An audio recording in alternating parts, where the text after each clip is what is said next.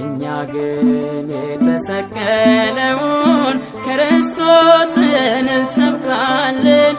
እኛ ግን በድል ያረገውን ኢየሱስን እንሰብካለን። በክርስቶስ በሰማያዊ ስፍራ በመንፈሳዊ በረከት ሁሉ የባረካችሁ ቅዱሳን ወንድሞቼ እህቶቼ እንደምን ዋላችሁ? እንደምን ከረማችሁ? የአምላካችን እግዚአብሔር ስም የተመሰገነ ይሁን። አብዛኞቻችን እየጸለይን የገባችሁትና እየተገናኛችሁ አይመስልኝም። አጠገባችሁ ያለውን ሰው ሰላም በጌታ ሰላም በሉት።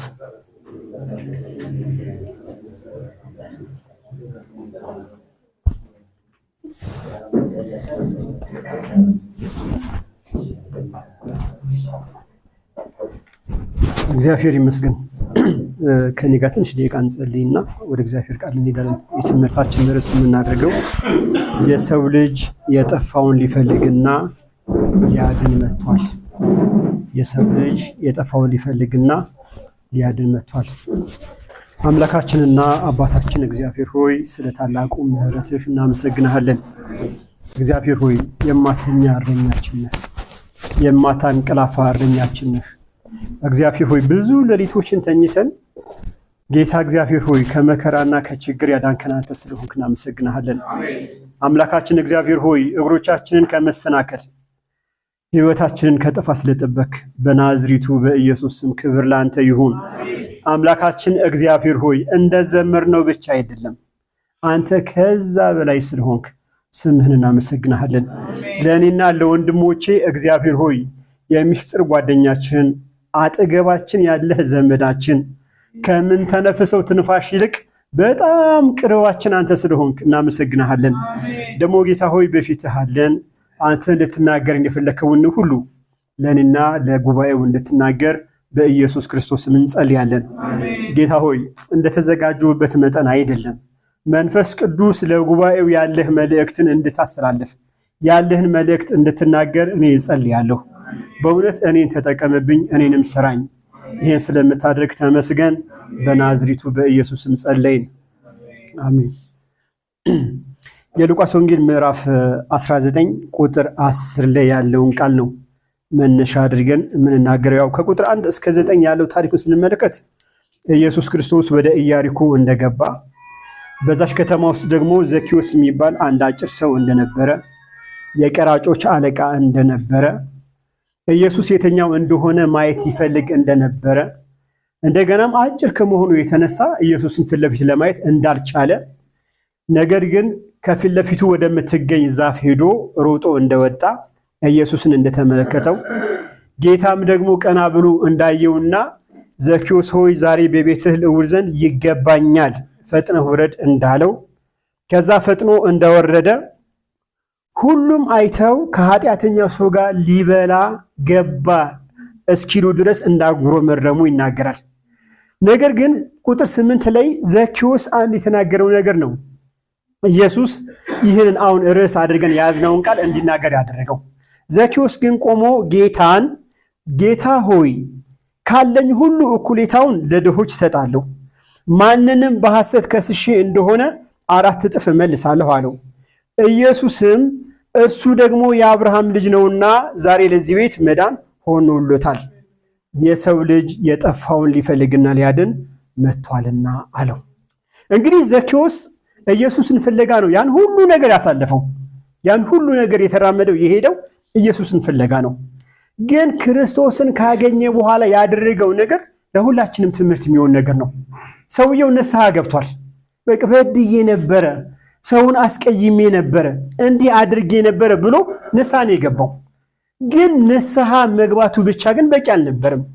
ካለኝ ነገር እጥፍ እሰጣለሁ፣ ከሰዎች ላይ ሰብስቤ የነበረውን ነገር 4 እጥፍ ለሰዎች መልሳለሁ፣ የበደልኳቸውን ሁሉ እክሳለሁ እያለ ሲናገር እንመለከታለን። ብዙ ጊዜ እኛ ንስሐ እንገባና የበደልናቸውን ሰዎች ግን ይቅርታ አንጠይቅም። ዘኪዮስ ግን ያደረገው ያን ነው። የበደልኳቸውን ሰዎች ይቅርታ ጠይቃለሁ። እንግዲህ ኢየሱስ ምን አለ? የሰው ልጅ የጠፋውን ሊፈልግና ሊያድን መጥቷልና። በነገራችን ላይ የመጽሐፍ ቅዱስ ዋናው ዓላማና አጀንዳ ኢየሱስ ክርስቶስ የጠፋውን ፍለጋ መጣ የሚል ነው። ኢየሱስም የመጣበት ዋናው ዓላማና አጀንዳ የጠፉ ሰዎችን ፍለጋ ነው። አንዳንድ ጊዜ ምግብን የሚፈልጉ ሰዎች አሉ፣ ልብስን የሚፈልጉ ሰዎች አሉ፣ አንዳንድ ጊዜ ፈውስን የሚፈልጉ ሰዎች አሉ። ኢየሱስ ዓላማው እሱ አይደለም። ምግብን ለሰዎች ማብዛት ዓላማው አይደለም። ልብስን ለሰዎች መስጠት ዓላማው አይደለም። የታመሙትን መፈወስ ዓላማው አይደለም። እነኚህ ነገሮች በአገልግሎት ውስጥ እግረ መንገዱን ያደረጋቸው ነገሮች ናቸው። ዋናው ዓላማ ምንድነው ስንል የጠፉትን ፍለጋ ነው። የጠፉትን ፍለጋ ነው። እያንዳንዳችን የተገኘንበት መንገድ ይህ መንገድ ይመስለኛል። እሱ ራሱ ፈልጎ ነው የመጣው። እሱ ነው ወደ እኛ የቀረበው። እኛ ፈልገነው አናውቅም።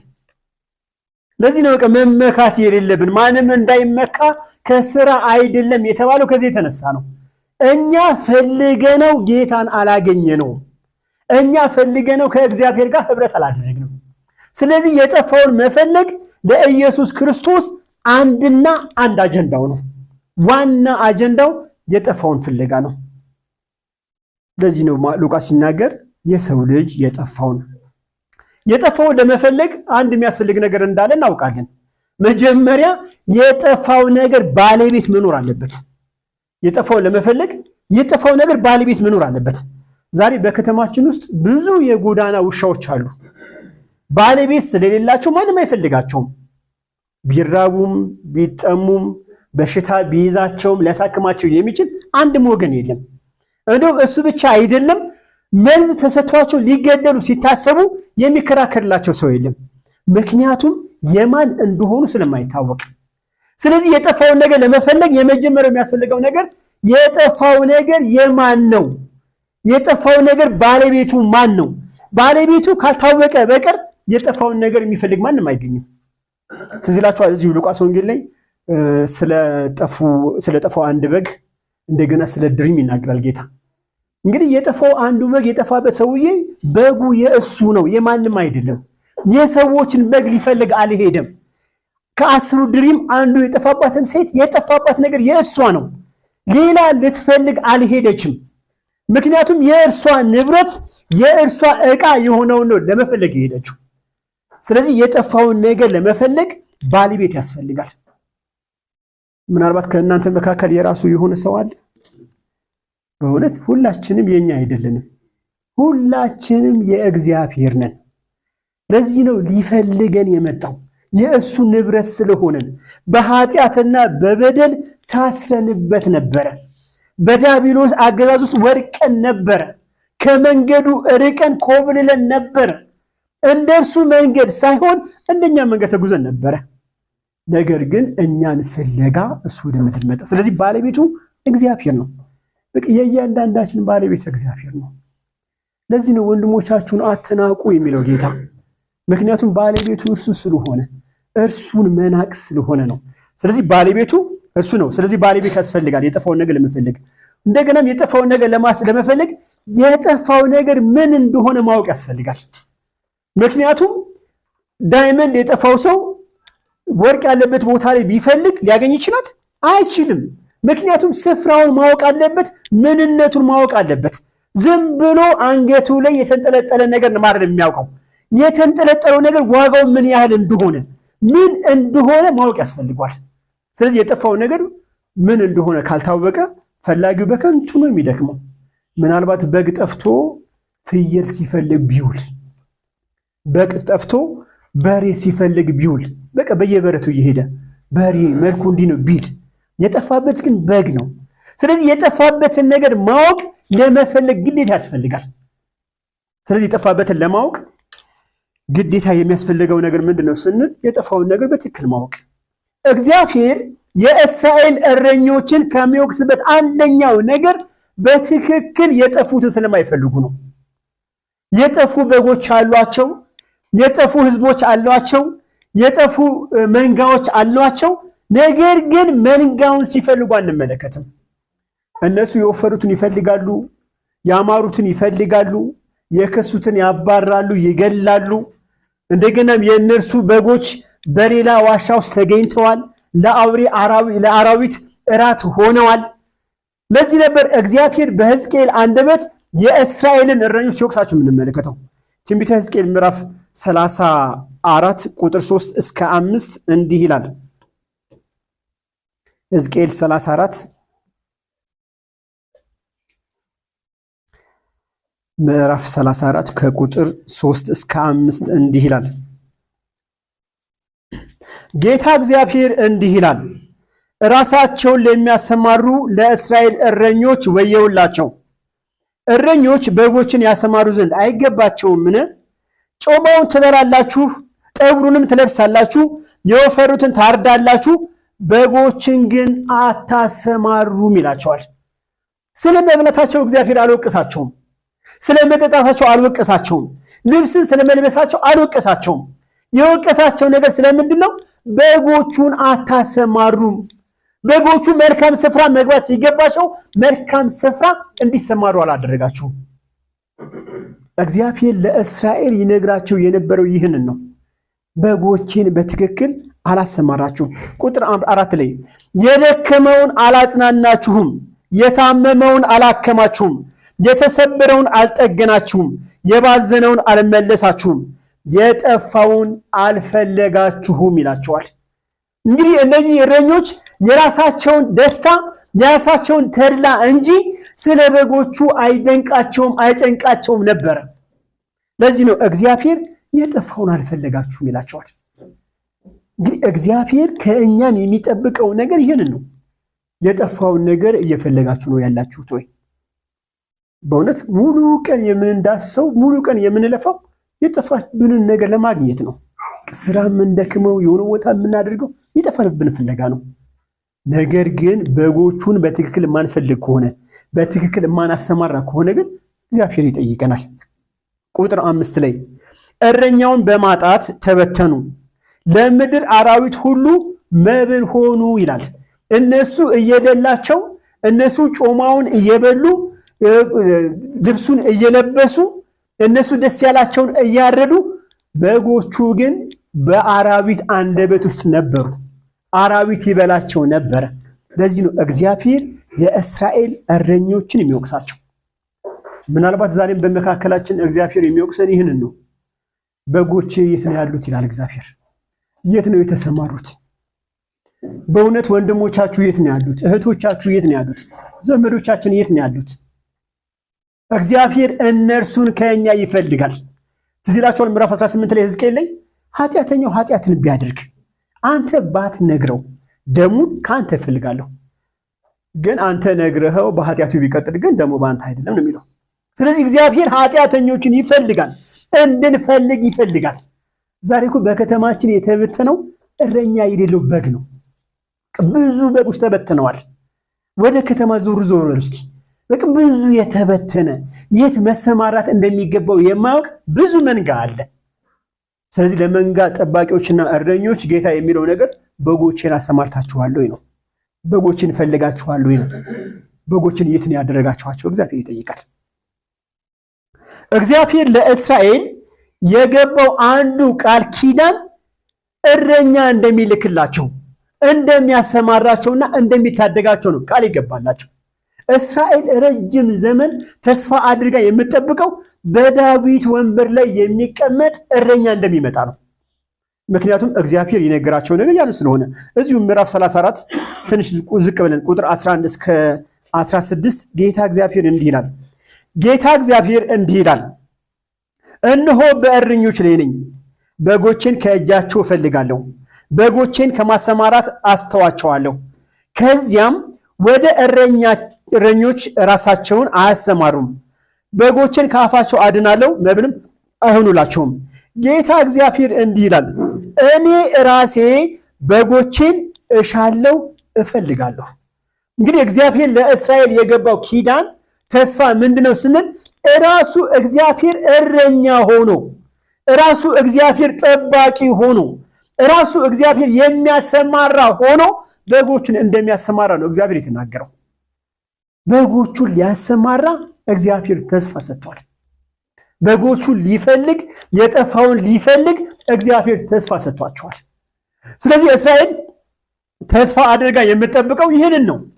አንድ ቀን እረኛቸው እንደሚነሳ፣ አንድ ቀን ጠባቂያቸው እንደሚመጣ፣ አንድ ቀን ፈላጊያቸው እንደሚመጣ እስራኤል ተስፋ ታድርግ ነበረ። ነገር ግን በተስፋቸው እንዳልሆኑ በኋላ እንመለከታለን። ዝቅ ይልና ቁጥር 23 አካባቢ በላያቸው አንድ እረኛ አደርጋለሁ ያለ እግዚአብሔር። ለእስራኤል የሰጣቸው ተስፋ አንድ እረኛ ነው፣ ብዙ እረኞች አይደሉም። አንድን እረኛ በላያቸው ላይ አስቀምጣለሁ። ዝቅ ይልና ቁጥር 24 ላይ ባሪያዬ ዳዊትን በመካከላቸው አለቃ አድርጌ አቆመዋለሁ። እንግዲህ ዳዊት ከሞተ ከብዙ ዘመን በኋላ ነው ሕዝቅኤል ይህን ትንቢት የተናገረው። ዳዊት ከሞተ በብዙ ዓመት በኋላ ነው። ነገር ግን እግዚአብሔር የሰጣቸው ተስፋ ምንድን ነው?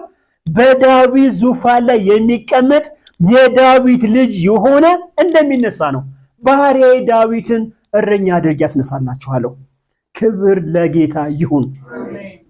ዛሬ እረኛ አለን፣ በዳዊት ዙፋን ላይ የተቀመጠ የዳዊት ልጅ የተባለ እኛ እስከወደቅንበት ጥግ ድረስ መጥቶ የፈለገን፣ ከወደቅንበት ቦታ ላይ ያነሳን፣ ከያዘን በኋላ እጆቹ የማይለቁ የማይደክሙ ለዘላለም ከእርሱ ጋር እንድንጠበቅ ያደረገን አንድ እረኛ አለን። እርሱም የናዝሪቱ ኢየሱስ ይባላል። ስለዚህ ለእስራኤል የሰጣቸው ተስፋ እረኛ እንደሚያስነሳላቸው ነው። ለዚህ ነው ጌታ ቁጥር 10 ላይ ያሆኑ የትምህርታችን ርዕስ ላይ የሰው ልጅ የጠፋውን ሊፈልግ ሊያድን መጥቷል አለ።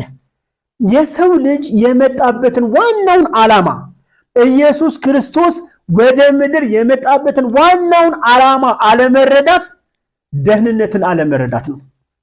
የዘላለምን አጀንዳ አለመረዳት ነው። የዘላለም ሕይወትን አለመረዳት ነው። ኢየሱስ የመጣበት ዋናው ዓላማ ተርባችሁ ሊያበላችሁ አይደለም። ተጠምጣችሁ ሊያጠጣችሁ አይደለም። ታርዛችሁ ሊያለብሳችሁ አይደለም። ኢየሱስ የመጣው የጠፋውን ፍለጋ ነው። ወገኖች እያንዳንዳችንን ኢየሱስ ይመግባል እናውቃለን፣ ያኖራል እናውቃለን። ግን ዋናው ዓላማው ግን እሱ አይደለም፣ የጠፉ ሰዎችን ፍለጋ ነው። ለዚህ ነው ጌታ የሰው ልጅ የጠፋውን ፍለጋ መጥቷል ያላቸው። እንግዲህ ኢየሱስ ክርስቶስ ወደ ምድር የመጣበት ዓላማ ምንድን ነው? እነኝህን ነገሮች በአጭሩ ለማውራት እሞክራለሁ። የመጀመሪያው ዓላማው የጠፋውን ፍለጋ ነው። ጌታ በበረት መወለዱ፣ እንደ ሕፃን ቀስ እያለ ማደጉ፣ 30 ዓመት መሙላቱ፣ መጠመቁ ዋናው ዓላማው የጠፋውን ለመፈለግ ነው እንጂ በእስራኤል መካከል ሻይን አድርጎ እሱ ኪንግ ሆኖ በምድር ላይ እንዲቀመጥ አልነበረም። የጠፋውን ፍለጋ ነው። ስለዚህ ኢየሱስ የመጣበት ዋናው ዓላማው የጠፋውን ፍለጋ ነው። ለዚህ ቁጥር 10 ላይ የሰው ልጅ የጠፋውን ሊፈልግ። ስለዚህ ጌታ የመጣበት የመጀመሪያው ዓላማው የጠፋውን ፍለጋ ነው። በነገራችን ላይ እግዚአብሔር ትልቁ ሀብቱ ሰማይና ምድር አይደሉም። የእግዚአብሔር ትልቁ ሀብቱ በምድር ውስጥ ያለ ወርቅና ዕንቁ አይደለም። የእግዚአብሔር ትልቁ ሀብቱ የሚፈልቀው ናፍጣ ወይም ዘይት አይደለም። የእግዚአብሔር ትልቁ ሀብቱ ሕዝቡ ነው። እግዚአብሔር ሕዝቡን ነው የሚፈልገው። እያንዳንዳችን የእግዚአብሔር ሀብቶች ነን። እግዚአብሔር እኛን ነው የሚፈልገው እንጂ ከእኛ የሚመጣውን ነገር አይደለም እግዚአብሔር የሚፈልገው። ለዚህ ነው ኢየሱስ የሰው ልጅ የጠፋውን። እዚሁ ምዕራፍ 15 ቁጥር 10 እና 32 ላይ ስለ አንድ ኃጢአተኛ መመለስ ጌታ ከተናገረ በኋላ እንዲህ አለ፣ ንስሐ በሚገባ በአንድ ኃጢአተኛ በእግዚአብሔር መላእክት ፊት ደስታ ይሆናል።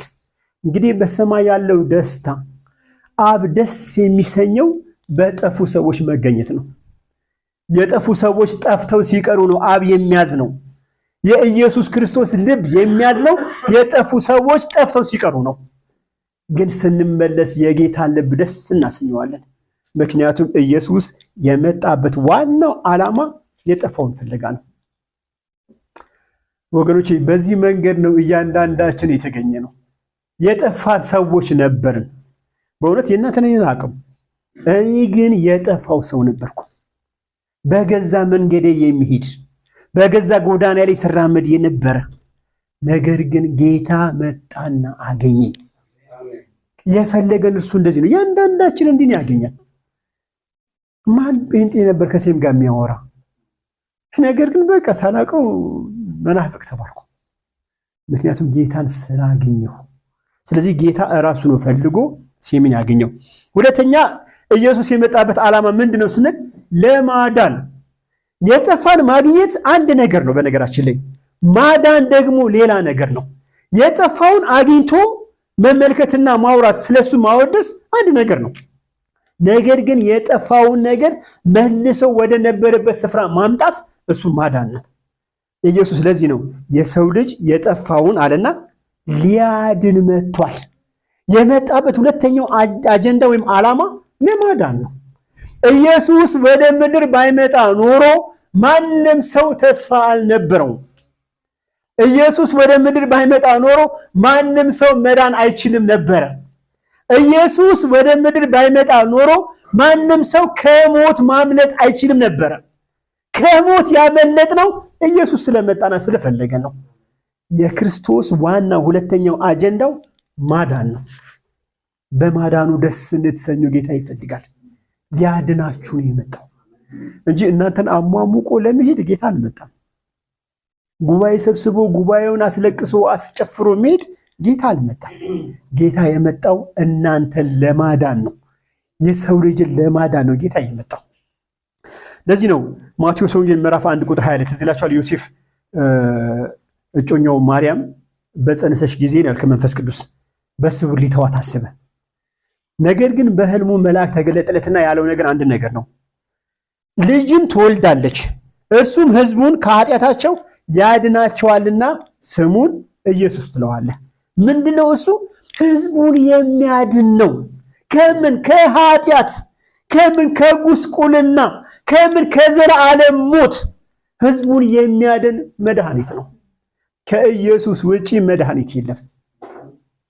ረጅም ዘመን ለሰዎች ሰተነው ኤክስፓየርድ ያላደረገ መድኃኒት ኢየሱስ ብቻ ነው። ሁሉም መድኃኒቶች ኤክስፓየርድ አላቸው። ከዚህን ቀን በኋላ በተጠቀሙት ጉዳት አለው ይላሉ። ኢየሱስን ግን 2000 ዓመት ሙሉ ለሰዎች ነግረናቸው ለሰዎች ሰተናቸው ኤክስፓየርድ አላደርግም። ለዘላለምም ኤክስፓየርድ አያደርግም። ምክንያቱም ኢየሱስ እውነተኛ መድኃኒት ነው። አዳኛችን ሆኖ ነው ኢየሱስ ወደ ምድር የመጣው። ስለዚህ ሁለተኛው ዓላማ ምንድነው ስንል ኢየሱስ ህዝቡን ለማዳን ነው። በነገራችን ላይ እግዚአብሔር ኃጢአተኞችን ጠርቶ ለሲኦል አያዘጋጃቸውም። እውነት ጨካኝ አምላክ አይደለም። ኃጢአተኞችን ለማዳን ነው የመጣው። ስለዚህ የጠራን ሊያድነን ነው። የጠራን ርስት ሊሰጠን ነው። የጠራን ከእርሱ ጋር ሊያስቀምጠን ነው። በዙፋኑ ላይ ሊያስቀምጠን ሊያነግሰን ነው እሱ የጠራን። ስለዚህ እያንዳንዳችንን ሊያድነን ነው ጌታ የጠራን። ሶስተኛ ነገር ምንድነው የጌታ የመጣበት ዓላማ ስንል ከሉቃስ አንፃር ነፍሱን ለሁሉም ቤዛ ሊሰጥ ነው። ነፍሱን ለሁሉም ቤዛ ሊሰጥ ነው።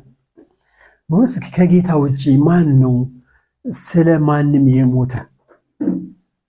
ማን ነው ለአንዱ ተወካይ የሆነ? ማን ነው ለአንዱ ለመሞት ፈቃደኛ የሆነ? ማንም የለም። ኢየሱስ ብቻ ነው ኃጢአተኞችን ወክሎ ስለ እነርሱ በመስቀል ላይ የተሰቀለው። አባት ልጁን በጣም ይወዳል። ልጅ ያላችሁ ሰዎች በደንብ ታውቃላችሁ ይሄንን። ነገር ግን አባት ለልጁ አይሞትም። ቢታመም ይታመም ይሆናል፣ ከቻለ ያሳክማል፣ የሆነ ነገር ያደርጋል። ሲሞት ግን እኔ ልሙትና እሱ ይዳን አይልም። በቃ አልቅሶ ይተዋል። ጌታ ብቻ ነው እኔ ልሙትና በህይወት ይኑሩ ያለው። ጌታ ብቻ ነው ስለ እኛ የተቸነከረው። ጌታ ብቻ ነው ስለ እኛ የተወጋው። ጌታ ብቻ ነው ለእኛ መሞት የቻለው። ከጌታ ውጪ ለእኛ ሊሞት የቻለ ማንም የለም። ለዚህ ነው ጌታ ሲናገር እዚሁ ማርቆስ ወንጌል እና ማቴዎስ ወንጌል ላይ ይሄን ቃል ይናገራል። ምዕራፍ 20 ላይ በተለይ ማቴዎስ ወንጌል ምዕራፍ 20 ቁጥር 11 ላይ የሰው ልጅ ሊያገለግልና ነፍሱንም ለብዙዎች ቤዛ ሊሰጥ መጥቷል አላቸው። የሰው ልጅ የመጣበት ዓላማው ምንድነው? ሊያገለግል ነፍሱንም ቤዛ አድርጎ ሊሰጥ። ቤዛ ማለት የኔ የነበረውን ንብረት ሌላ ሰው ወስዶብኝ ዋጋ ከፍዬ ለኔ ሳደርግ ነው ቤት የሚባለው። ኢየሱስ ያደረገው እርሱ ነው። የሰው ልጅ የእግዚአብሔር ነው፣ የማንም አልነበረም። አንዳንድ ጊዜ ሰዎች በኃጢአት ስናያቸው የሰይጣን ልጆች እናደርጋቸዋለን። በፍጹም ሰይጣን የእሱ የሚባል ፍጥረት የለውም። ፍጥረት ሁሉ የእግዚአብሔር ነው። ያንን አመለካከታችን ማበላሽ የሰይጣን የሚፈልገው። የሰው ልጅ የእግዚአብሔር ነው፣ የማንም አይደለም። ነገር ግን በኃጢአት ተፍቶ ነበረ፣ በበደል ጠፍቶ ነበረ፣ ተሸጦ ነበረ፣ ባሪያ ሆኖ ነበረ፣ ፈርሞ ነበር ለሰይጣን። ነገር ግን ኢየሱስ ምን አደረገ? ቤዛነትን ከፈለና የሰው ልጆችን አዳነ። ስለዚህ ጌታ የመጣበት ሶስተኛው ዓላማ ምንድነው ስንል ቤዛ ለመሆን ነው። ከኢየሱስ ውጪ ቤዛ የለም። ከኢየሱስ ውጪ አዳኝ የለም። ከኢየሱስ ውጪ እረፍት የሚሰጥ የለም። ለዚህ ነው ሐዋርያው ጳውሎስ ሮሜ ላይ እንዲህ የሚል ቃል እንመለከታለን። ሮሜ ምዕራፍ 3 ላይ ከቁጥር 23 በኋላ እንዲህ ነው የሚለው፣ በኢየሱስ ክርስቶስ በሆነው ቤዛነት በኩል እንዲያው በጸጋው ይጸድቃሉ። እርሱም እግዚአብሔር በእምነት የሚገኝ በደሙ የሆነ ማስተሰሪያ አድርጎ አቆመው። ይህም በፊት የተደረገውን ኃጢአት በእግዚአብሔር ችሎታ ስለመተው ጽድቁን ያሳይ ዘንድ ነው። እሱ ምን አደረገ የሚለው በእምነት የሚገኝ በደሙ የሆነ ማስተሰሪያ አድርጎ አቆመው። እግዚአብሔር ማስተሰሪያ አድርጎ ያቆመው አንድ ልጁን ብቻ ነው። ከኢየሱስ ውጪ ማስተሰሪያ የሆነ ማንም የለም። ከኢየሱስ ውጪ ቤዛ የሆነ ማንም የለም። ኢየሱስ ብቻ ነው የኃጢአት ማስተሰሪያ። ኢየሱስ ብቻ ነው ቤዛችን። ስለዚህ ከሱ ውጪ ቤዛ የለም። ኢየሱስ የመጣበት ሶስተኛው ዓላማ ምንድነው ስንል ቤዛ ለመሆን ነው። በቃ ለሰው ልጅ ምትክ ለመሆን ነው። ለዚህ ነው ቅድም ስንዘምር ምትክ የሌለው ወዳጅ፣ እውነት ምትክ የለውም እሱ። በማን ነው የምትተኩት? በማን ነው ምትክ የምታደርጉት? መላእክት መተካት አይችሉም። በምድር ያለ የትኛውም ፍጥረት ምትክ መሆን አይችልም። ምትክ የሌለው ወዳጅ ኢየሱስ ነው። ስለዚህ ኢየሱስ የመጣበት ዓላማ የጠፋውን ለመፈለግ፣ ለማዳን፣ ቤዛ ለመሆን ነው። ስለዚህ ጌታችን ቤዛችን ነው። ቲቶ ምዕራፍ 2 ቁጥር 14ን እናንተ አንብቡት። ዮሐንስ ወንጌል ምዕራፍ 10 ላይ ግን ጌታ እንዲህ አለ፣ መልካም እረኛ ነፍሱን ስለ በጎች ያኖራል። በቃ የመልካም እረኛ ኳሊቲው ነፍስን መስጠት ነው እንጂ ጠላት ሲመጣ አይቶ አውሬ ሲመጣ አይቶ መሮጥ አይደለም። ለበጎቹ ብሎ ራሱን አሳልፎ የሚሰጥ ነው መልካም እረኛ። ትዝ ይላችኋል፣ እዛ ምሴተ ሐሙስ ዕለት ኢየሱስን ለመያዝ መጡ። ደቀ መዛሙርቱ ከሱ ጋር ነበሩ። ጴጥሮስ ያው ሰይፍ አወጣና አንዱን ሰው ጆሮ ቆረጠው። ከዛ በኋላ ግን ጌታ የተናገረው አንድ ነገር አለ። በቃ እነሱን ተዋቸው፣ እኔ ያለው። በቃ በወቅቱ ለደቀ መዛሙርቱ ራሱን የሰጠ ኢየሱስ ነው። ለእነርሱ ብቻ አይደለም፣ ለእኛም ራሱን የሰጠ ኢየሱስ ነው። እኛ ነፃ እንድንሆን፣ በእግዚአብሔር ፊት ያለ ኃጢአት እንድንታይ፣ የእግዚአብሔር ጽድቅ ተብለን እንድንጠራ ኢየሱስ ያደረገው ነገር ምንድን ነው? ራሱን አሳልፎ መስጠት። ኢየሱስ ቤዛችን ነው። እንግዲህ ከኛ የሚጠበቀው ምንድን ነው ነው ትልቁ ነገር። ምክንያቱም ኢየሱስ ቤዛችን ነው፣ ኢየሱስ ተስፋችን ነው፣ ኢየሱስ አዳኛችን ነው፣ ኢየሱስ የጠፋውን ፈላጊ ነው። እውነት ነው። ግን ከእኛስ ምን ይጠበቃል? ምክንያቱም ዛሬ ኢየሱስ ክርስቶስ በሰማይ ከብሮን ያለው፣ የሚሰራው ግን በእኛ በኩል ነው፣ በማንም በኩል አይደለም። እኛ ከእርሱ ጋር አብረን የምንሰራ ሰራተኞች ነን። አብረን ነው የምንሰራው። ነገር ግን ከኛ ምን ይጠበቃል? ስለዚህ የመጀመሪያው የጠፋውን እንፈልግ።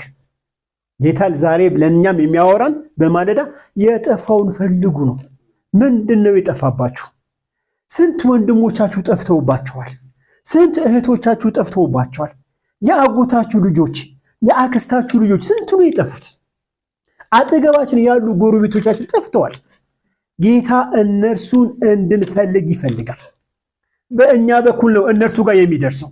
እኛ የማንንቀሳቀስ ከሆነ፣ እኛ የማንሰራ ከሆነ ምናልባት እኛን አቁሞ ከሌላ ቦታ ማዳንን ማምጣት ይችላል እግዚአብሔር። ነገር ግን እኛ እንድንሰራ ጌታ ይፈልጋል። ለዚህ ነው ትዝ ይላችኋል ደቀ መዛሙርቱን ሁለት ሁለት አድርጎ ላካቸው። ማቴዎስ ወንጌል ምዕራፍ 10 ላይ ቁጥር 6 ላይ ግን እንዲህ የሚለው ወደ እስራኤል ወደሚሆን ካለ በኋላ ወደ ጠፉት በጎች ሂዱ አላቸው። ሲልካቸው የላከበት ዓላማ ወደ ጠፋው በግ ነው፣ ወደ ሌላ ቦታ አይደለም። ሄደው እንዲያስደንቁ ምናምን አይደለም የተላኩት፣ የጠፉ በጎችን ፍለጋ ነው ሂዱ ያላቸው። ስለዚህ ጌታ ዛሬም ለኛ የሚለን የጠፉትን በጎችን ፈልጉ ይላል። የጠፉትን ወንድሞቻችሁን ፈልጉ፣ የጠፉትን እህቶቻችሁን ፈልጉ። ዛሬ በዓለም ላይ የጠፉ ሰዎች የሰይጣን ልጆች አይደሉም፣ የእግዚአብሔር ልጆች ግን የጠፉ ልጆች ናቸው። የኮበለሉ ልጆች ናቸው። ርስታቸውን ተቀብለው ሄደው የሚያባክኑ ልጆች ናቸው። ጌታን እነኝን ሰዎች እንድንፈልግ እያንዳንዳችን ይጠይቃል። ሕዝቅኤል እንደተናገረው በቃ ለአተኛው ባትናገር ደሙን ካንተ ጠይቃለሁ፣ ካንተ ፈልጋለሁ። ምናልባት አጠገባችን ለሚሞተው ሰው ተጠያቂዎች እኛ ነን፣ ማንም አይደለም። በህይወት የሚቆጨኝ ነገር አለ። ብዙ ጊዜ አብቻችሁ ያውቃሉ። የእህቴ ልጅ በካንሰር ነው የሞተችው። ካንሰር እንደሆነ እኛ እናቅም። ሐኪም ቤት ገባች። እኔ እጠብቅ የነበረው 18 ዓመት እስኪሞላት ነው።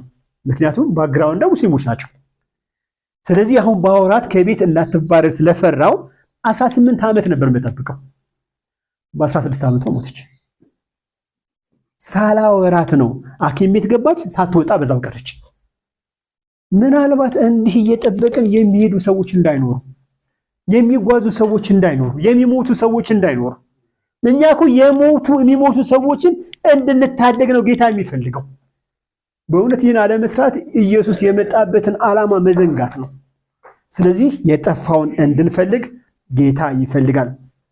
ሐዋርያት ሥራ ምዕራፍ 5 ቁጥር 20 ላይ ትዝ ይላችኋል። አሰሯቸው፣ ትንሽ ገረፏቸውና ወጡ። መልአኩ ግን እንዲህ አላቸው፣ ሂዱና ቆማችሁ የዚህን የሕይወት ቃል ሁሉ ለሕዝቡ ስበኩ። ከተደበደቡ በኋላ፣ ከተገረፉ በኋላ፣ ከተመቱ በኋላ፣ ከታሰሩ በኋላ አስወጥቶ የላቸው ነገር ምንድነው? ሂዱና ተናገሩ ይህን የሕይወት ቃል። እውነት እኛ አለመናገራችን ሰዎች ሕይወትን እንዳያገኙ ያደርግን ያለ ነው። እኛ ዝም ማለታችን ሰዎች ሕይወትን እንዳይካፈሉ እያደረግን ያለ ነው። ስለዚህ ጌታ የሚፈልገው ነገር ምንድነው? ወታችሁ ስበኩ፣ ወታችሁ ተናገሩ። እውነት ነው፣ ኦርቶዶክስን ለማደስ ነው በጣም የምንሰራው፣ ትክክል ነው። ነገር ግን 90% የኦርቶዶክስ ልጅ ቤተክርስቲያን የለም፣ ውጪ ነው ተበትኖ ያለው። ምናልባት ቲክቶክ ላይ የሚጮሁ ትንሽ ሰዎች ናቸው። አብዛኛው የኦርቶዶክስ ልጅ ሜዳ ላይ ተበትኖ ነው ያለው። ስለዚህ ሂዱ፣ በቃ ስበኩ፣ ተናገሩ። ሁለተኛ ከኛ የሚፈለገው ነገር ምንድነው? ሰዎችን ለማዳን እንትጋ። ገንዘብን ለማግኘት እንደምንተጋው፣ ምግብ ለመብላት እንደምንተጋው፣ ልብስን ለመልበስ እንደምንተጋው፣ ሰዎችን ደስ ለማሰኘት እንደምንተጋው ሰዎችን ለማዳን እንትጋ። ጌታ እርሱን ይፈልጋል ከኛ። በቃ ትጋታችሁ ሰዎችን ማዳን ይሁን፣ ነፍሳትን መማረክ ይሁን፣ ከሲኦል ማስመለጥ ይሁን። ምክንያቱም ጌታ የሚፈልገው ነገር እርሱ ስለሆነ። ቆላስይስ ምዕራፍ 4 ላይ ስለ አንድ ቃል አንብብላችሁ።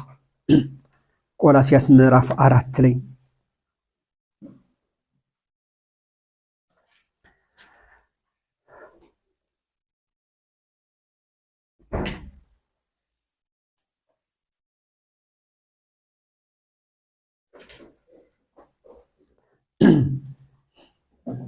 ቁጥር 17 ላይ ለአግሪፓም በጌታ የተቀበልከውን አገልግሎት እንድትፈጽመው ተጠንቀቅ በሉልኛል ጳውሎስ። አግሪፓ በዛች በእስያ አካባቢ የነበረ አገልጋይ ነው። ስለዚህ ጳውሎስ የሚለው ምንድነው የሚለው? ግን በጌታ የተቀበልከውን አደራ። እያንዳንዳችን አደራ የተቀበልነው ከሰዎች አይደለም፣ ከቤተ ክርስቲያን አይደለም፣ ከመሪዎች አይደለም፣ ከጌታ ነው። ቀጥታ አደራውን የተቀበልነው። ስለዚህ ከጌታ የተቀበለውን አደራ ለመፈጸም ምን ማድረግ አለብን? መትጋት ያስፈልጋል። ምክንያቱም አንድ ቀን የእረኞች አለቃ ይመጣል። አንድ ቀን የእረኞች አለቃ ይመጣል፣ ይገለጣል። አንድ ቀን እርቃናችንን በፊቱ እንቆማለን። አንድ ቀን እሱን ብቻ እየተመለከትን ደስ እየተሰኘን እናመሰግነዋለን። ነገር ግን ያን ቀን እንድንሸለም፣ አክሊል እንድናገኝ፣ እግዚአብሔር በብዙ ስፍራዎች ላይ እንዲሾመን ዛሬ መስራት የሚገባን ነገር መስራት አለብን። ጌታ አደራ ሰጥቶናል። ለዚህ ነው ይህን የመንግስት ወንጌል ከፀሐይ መውጫ እስከ መጥለቂያው ድረስ በእጃቸው ላከ የሚለው። በቃ አደራው በእጃችን ያለ በማንም እጅ አይደለም። በሬ አይስበክ፣ ከፈለገ ዘላለም አይስበክ፣ ሴም አይስበክ። እናንተ ግን ይህ የመንግስት ወንጌል እጃችሁ ላይ አለ። ይህን የመንግስት ወንጌል እንድትናገሩ ጌታ ይፈልጋል። ለማጠቃለል ያህል ኢየሱስ የመጣበት ዋናው ዓላማ ምንድነው? የጠፋውን ፍለጋ ነው። ምናልባት ዛሬ በስጋ ተቀምጣችሁ ጠፍታችሁ ካላችሁ ጌታ ይፈልጋችኋል። ምናልባት በስጋ ያሸበሸብን ነፍሳችን ግን ውጭ የምትናፍቅ ከሆነ ጌታ ይፈልገናል። በብዙ ጭንቀት በብዙ ጥያቄዎች ሆነን መተን ከሆነ ጌታ እያንዳንዳችን ይፈልገናል። ምክንያቱም እርሱ መልካም እረኛ ነው። የሰው ልጅ የጠፋውን ሊፈልግና ሊያድን መጥቷልና። ተባረኩ። እኛ ግን የተሰቀለውን ክርስቶስን እንሰብካለን። እኛ ግን በድል ያረገውን ኢየሱስን እንሰብካለን።